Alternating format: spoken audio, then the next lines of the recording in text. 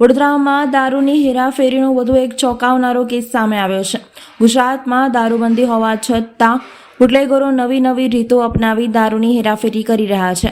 તાજેતરમાં જાંબુઆ નજીક પીસીબી પોલીસે ટ્રક રોકી તપાસ કરતા પટ્ટાના ખાલી બોક્સની આડમાં સંતાડીને લઈ જવાતો લાખો રૂપિયાનો દારૂ ઝડપી પાડ્યો છે। પીસીબી પોલીસને બાતમી મળ્યા બાદ તેઓએ શંકાસ્પદ ટ્રકને રોકી તપાસ હાથ ધરી હતી। તપાસ દરમિયાન ટ્રકમાં પટ્ટાના ખાલી બોક્સની વચ્ચે છુપાવેલ દારૂનો જથ્થો મળી આવ્યો હતો। કુલ 2,09,000ની કિંમતનો દારૂ ટ્રકમાં ભરેલો હતો, જેની હેરાફેરી થઈ રહી હતી। પોલીસે આ કિસ્સામાં મદમોહન કેશર આઝાદ શેખ નામના શખ્સની ધરપકડ કરી છે।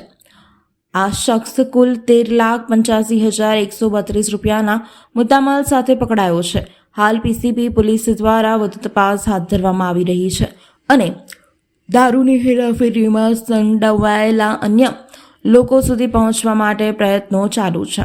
ગુજરાતમાં દારૂબંધી છતાં પણ દારૂની હેરાફેરીના કેસો સતત વધી રહ્યા છે। બુટલેગરોની નવી રીતો અપનાવી પોલીસે ચકમો આપવા મથતા હોય છે, પણ પીસીબી પોલીસ સતત સંપર્કમાં રહી આવી ગેરકાયદેસર હેરાફેરી સામે કાર્યવાહી કરી રહી છે।